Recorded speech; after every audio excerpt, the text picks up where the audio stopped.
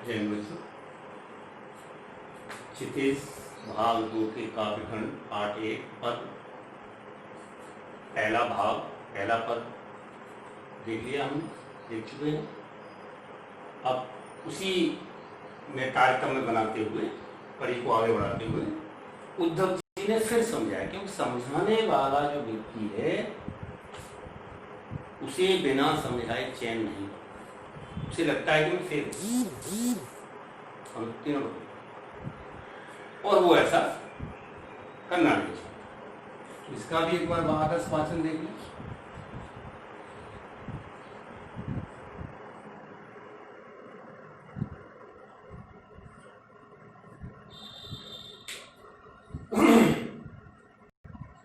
मन की मन ही माझ रही के मन की मन ही माझ रही, कहिए जाए कौन पैऊधो, कहिए जाए कौन पैऊधो, नाही परत कही के मन की मन ही माझ रही।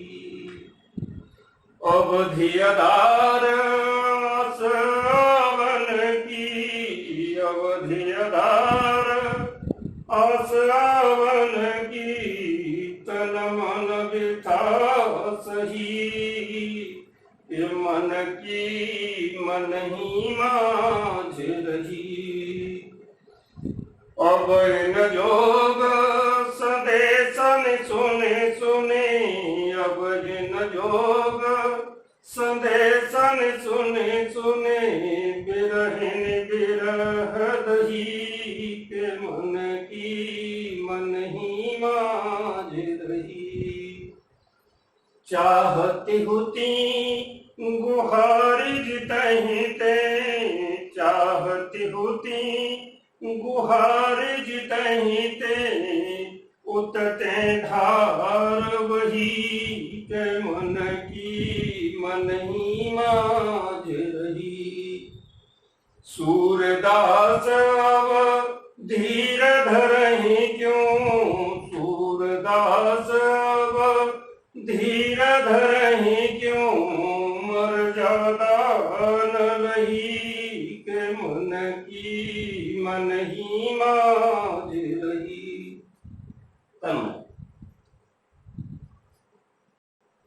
समझाने वाले ब्रह्म ज्ञानी उद्धव,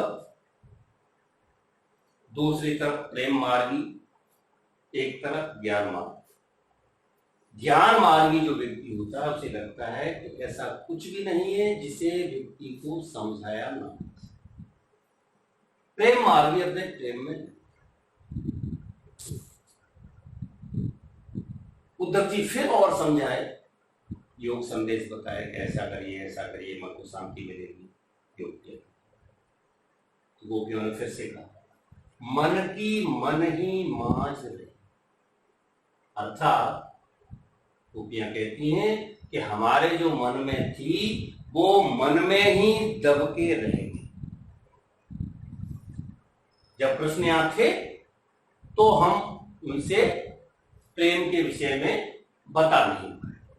जब कृष्ण चले गए तो सोचा आ जाएंगे तो कह देंगे। तो वो जो पीड़ा है वो दबी की दबी रहेगी। किससे? आगे कहती हैं, कहिए जाए कौन पे उधो, किससे जाकर कहेंगे जो पीड़ा है, ना ही पर कहे। तो बात ही कुछ ऐसी, प्रेम पीड़ा को किससे जाकर कहे? प्रेम पीड़ा है और सभी से कही भी नहीं जा सकती। कैसे कहे? कहने में नहीं। अवधि आधार आस आवरण, तन मन बिथा से।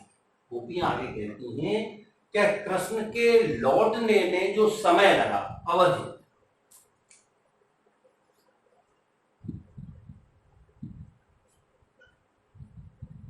समय,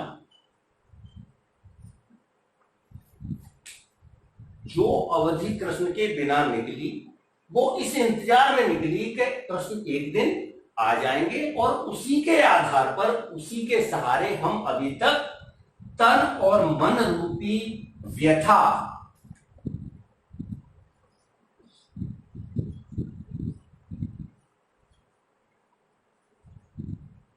व्यथा जो है सहती चली आ रही, अवधि आधार क्यों सहती चली आ रही है कि हमें आशा थी कि कृष्ण एक दिन आ जाएंगे और आने इंतजार में जो समय बीता, अवधि जो बीती, वही हमारे जीने का आधार थी। तन मन रूपी, तन और मन दोनों तरह से हमने जो है व्यथा सहली, वो इसलिए सहली कि कृष्ण एक दिन तो आ ही जाएंगे। अब इन योग संदेशन सुन, अब वो तो आए नहीं, योग संदेश भेज दिए। तो इन योग संदेशों को सुन करके विरहीन गोपियां हैं, विरहीन कौन है यहां पर, विरह में, विरह वेदना में कृष्ण के साथ जो विरह हुआ है, और इसीलिए इसमें, इस पद में जो है क्या, चारों पदों में वियोग श्रृंगार रस है, नायक और नायिका का वर्णन है। तो वियोग श्रृंगार रस दूर दूर है, तड़फ रहे।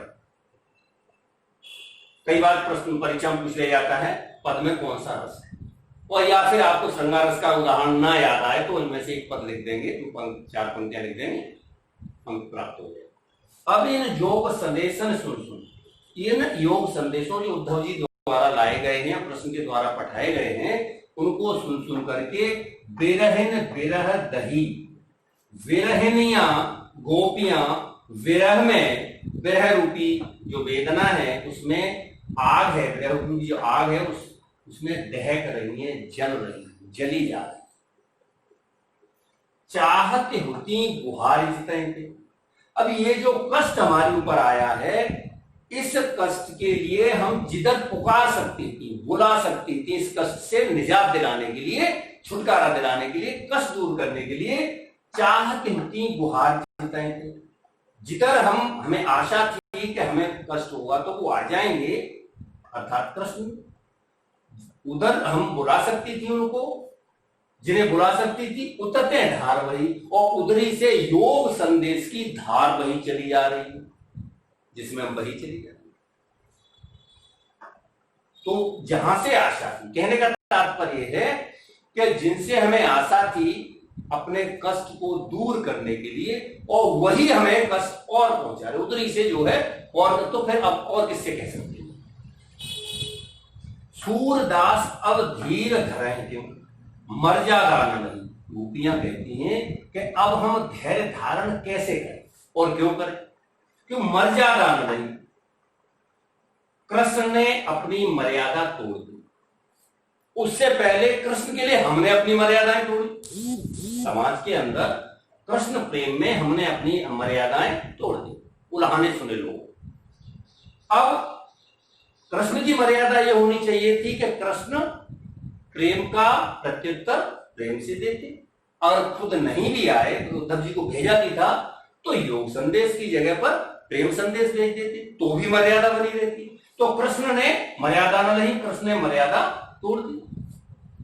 अब हमारी जो मर्यादा थी वो हमने कृष्ण के लिए तोड़ दी, कृष्ण ने अपनी मर्यादा तोड़ दी, प्रेम संदेश ना देके योग संदेश देके।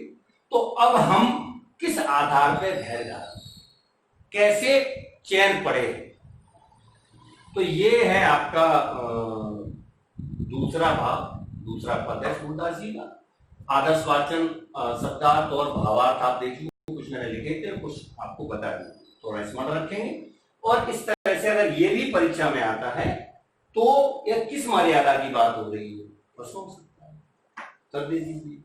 इसी तरह से अवधि आधार आशा उनकी, किससे क्या तात्पर्य, मन की मन में क्या रह गई गोपियों की, कुछ भी, मैं भावार्थ एक बार समझ लिया तो किसी भी तरह का प्रश्न आने से आप अच्छे अंक प्राप्त कर सकेंगे, मुझे पूरी आशा। आज के लिए इतना ही, धन्यवाद।